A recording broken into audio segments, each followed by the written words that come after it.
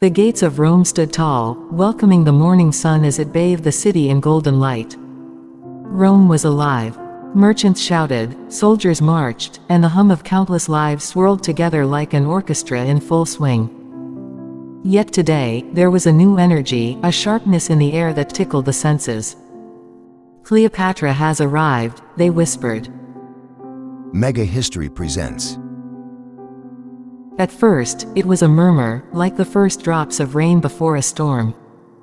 But soon, it roared. The Queen of Egypt, the lover of Caesar, the enigma of the East, she had come. Her chariot rolled into the city, a spectacle unlike anything Rome had ever seen. Golden wheels turned with a quiet grace, pulled by 4 white stallions whose bridles shimmered with jewels. Behind her, servants carried silks and treasures, their steps steady, their faces serene. And there she sat, Cleopatra, the Queen of the Nile. Her head was crowned with a golden diadem, her eyes sharp as a falcon's, her lips painted the color of pomegranate. She wore a gown of deep blue, the color of the Mediterranean at dusk, and around her neck, jewels that sparkled like stars. The Romans lined the streets, craning their necks to catch a glimpse. Some gasped, others murmured in awe. "She looks like a goddess," said one. "No," whispered another, "she is a goddess." Cleopatra was escorted to Caesar's villa, a sprawling palace that overlooked the Tiber. Caesar awaited her in the courtyard, surrounded by his advisors and guards. He was dressed simply, in a white toga, his laurel crown tilted slightly. But his eyes lit up when he saw her. They met not as lovers, but as equals. She stepped down from her chariot, her movements fluid, like the Nile itself. Caesar approached, his hand outstretched. "Welcome to Rome, my queen," he said. "Thank you, my Caesar," she replied, her voice smooth, her words carrying the faintest hint of her Egyptian accent. The city may have been his, but the moment was hers. Days passed, and Rome buzzed with Cleopatra's presence. Banquets were held, stories were told, and every corner of the city whispered her name. But then came the shock, the moment that turned whispers into shouts. Caesar unveiled a statue of Cleopatra in the temple of Venus Genetrix.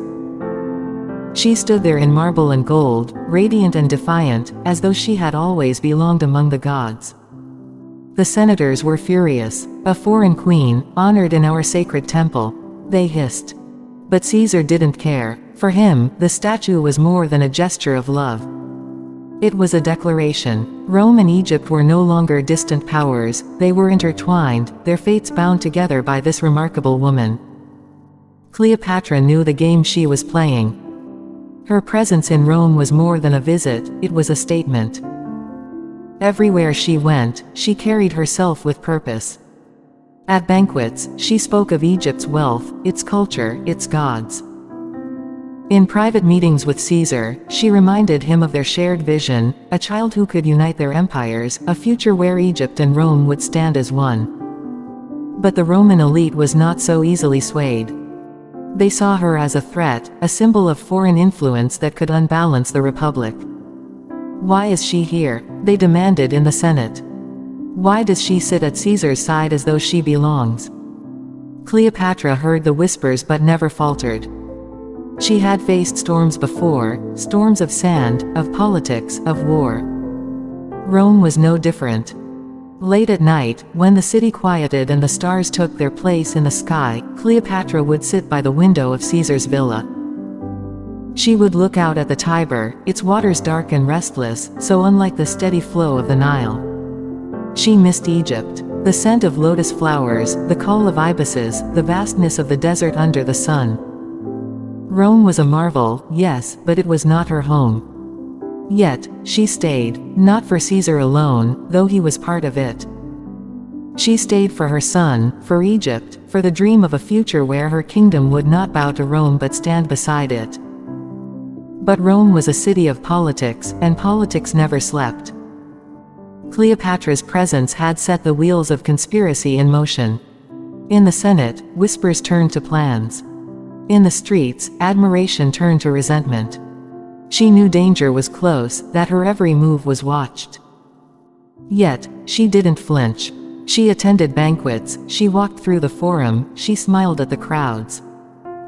To show fear would be to lose, and Cleopatra did not lose.